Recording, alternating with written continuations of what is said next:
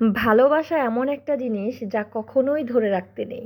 যাকে ভালোবাসেন তাকে খোলা আকাশে ছেড়ে দিতে হয় যাতে সে অনেকটা জায়গা নিয়ে নিজেকে মেলে ধরতে পারে। জীবন তখনই সুন্দর যখন আপনি না পাওয়ার অভিযোগ বাদ দিয়ে আল্লাহ যা দিয়েছেন তা নিয়েই সন্তুষ্ট থাকবেন। আসসালামু আলাইকুম, কেমন আছেন সবাই? আশা করছি সবাই অনেক বেশি ভালো আছেন, সুস্থ আছেন। আমিও আপনাদের দোয়ায় আলহামদুলিল্লাহ অনেক বেশি ভালো আছি।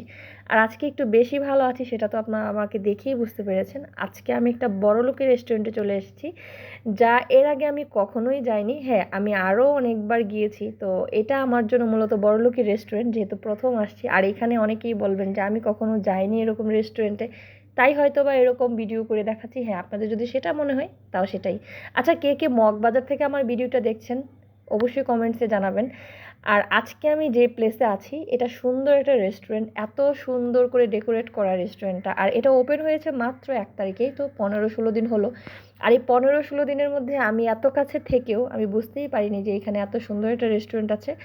যাই হোক, আমি লোকেশনটা বলে দিচ্ছি। এটা হচ্ছে ঢাকা মগবাজার, একদম মগবাজার মোড়েই হাতের বাম পাশে, মানে এটা হচ্ছে গাজীপুর যাওয়ার রাস্তার বাম পাশে, ইস্কাটনে যাওয়ার রাস্তার মধ্যেও বাম পাশে পড়ে। যাই হোক, এত সুন্দর রেস্টুরেন্ট, এখানে কি নেই বলেন তো? একই ছাদের নিচে সমস্ত জায়গায়, মানে এই একই জায়গায় সমস্ত রকমের খাবার বলেন, ডেজার্ট বলেন, সব কিছু পাওয়া যাবে। আর এটার একটা বিশেষত্ব হচ্ছে এত বেশি ক্লিন এবং এত বেশি সুন্দর করে মেনটেন করা, এবং বাচ্চাদের জন্য আলাদা খেলার একটা জোন আছে। এত সুন্দর, মানে কি বলবো, এখানে কোনো গ্যাদারিং নেই, অনেক সুন্দর একটা। আর এখানে যদি কেউ কোনো দোকান নিতে চান সেটাও আপনারা পারবেন, কোনো একটা আউটলেট নিতে চাইলে এখানে আলাদা কোনো ভাড়া দিতে হয় না। জাস্ট আমি শুনেছি যে 10 লক্ষ টাকা হচ্ছে এখানে ইনভেস্ট করলেই এখান থেকে যে 20% আপনারা যা সেল করবেন সেটা 20% হচ্ছে যারা এই প্রপার্টির মালিক তাদেরকে দিতে হবে। কোনো রকম ভাড়া ছাড়া, ইলেকট্রিক বিল ছাড়া, ডেকোরেশন করা ছাড়াই সম্পূর্ণ ডেকোরেশন করে দিবে ওরা আপনাকে। যাই হোক, সমস্ত ইনফরমেশনগুলো আপনাকে দিয়ে দিলাম আর আপনাদেরকে দিয়ে দিলাম। আর এখানে যে খাবারগুলো দেখছেন এটা হচ্ছে কোয়ান্টিটি হিসাবে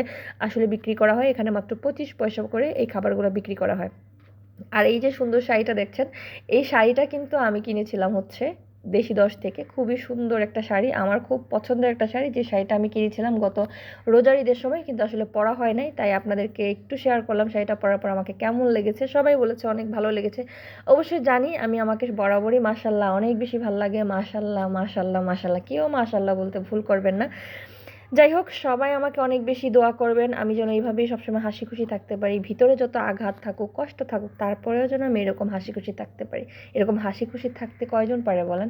এই যে সবাই বাহিরের যে এই জীবনটা দেখে যে আমি এত হাসি খুশি, এত বেশি বাইরে যাই, এত বেশি, আমার কি জীবনে কি কোনো কষ্ট নেই? প্রত্যেকের জীবনেই কষ্ট থাকে, প্রত্যেকের ফ্যামিলিতেই কষ্ট থাকে, তারপরেও এগিয়ে যেতে হবে, এটার নামই জীবন।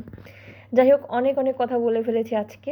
আপনারা যারা যারা এখানে গিয়েছেন অবশ্যই কমেন্টসে জানাবেন এদের খাবারগুলো কেমন লেগেছে। আজকে আমরা ঐতিহ্যের খাবার খাবো। এই আপুটা অনেক ভালো, আমাকে অনেক ভালোবাসে। আমাকে না জানিয়ে আমার সুন্দর সুন্দর কয়েকটা ছবি তুলে, পিক তুলে আমাকে অবশ্য দেখিয়েছে যে এত সুন্দর লাগছিল আমাকে শাড়ি পরে। উনি আর কি প্রথম থেকে আমাকে দেখেছিলেন। যাই হোক, এখানে আমরা খাবার খেতে আসছি। অলরেডি খাবার অর্ডার করে দিয়েছি, তো কী খাবার অর্ডার করেছি পরবর্তীতে ভিডিওতে অবশ্যই আপনারা দেখতে পাবেন। সে অবধি সবাই ভালো থাকবেন, সুস্থ থাকবেন, আমার জন্য অনেক বেশি দোয়া করবেন। আর পরবর্তী সুন্দর একটা ভিডিও নিয়ে আপনাদের সামনে হাজির হয়ে যাব। সে অবধি সবাই ভালো থাকবেন। আল্লাহ হাফেজ।